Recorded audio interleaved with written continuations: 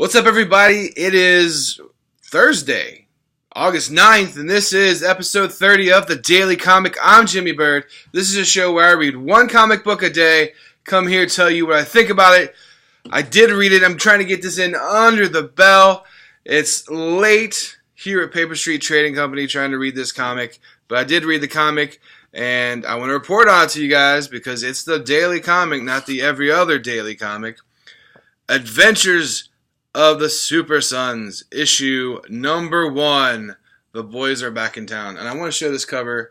I loved this cover. If I can get a good angle without the reflection here on my high-tech fancy setup. But look at that. I love it. You've got the boys coming out of a firefight with what seems to be all the main DC villains. It's just a beautiful, just kind of rocking concert. I really rocking cover. I really like this cover. And the one word that just kept coming to mind when I read this comic was fun. This was a fun comic book to read. It reads really well from start to finish. We get a great setup. We get to see these guys in action. We start off with seeing these guys in action together and how they interact in a fight. We get to see them interact with other kids their age at school, and we get to see them and how they act as normal people and their personalities play off each other as just normal students. So basically, the story is John. If you don't know anything about the Super Sons, Lois and Clark Kent have a son named John Kent. Bruce Wayne has a son named Damian Wayne, and he becomes the newest Robin in this incarnation. And then, of course, he's Superboy. But so John and Damian are the Super Sons, and John is staying with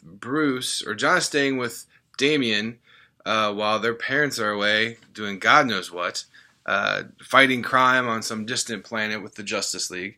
But these guys are staying together in Wayne Manor, and they have their own little crime fighting thing that they do.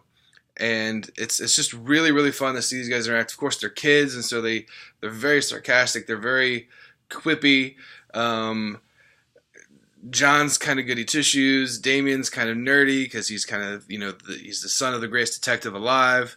Or I'm sorry, Damian is the nerdy one.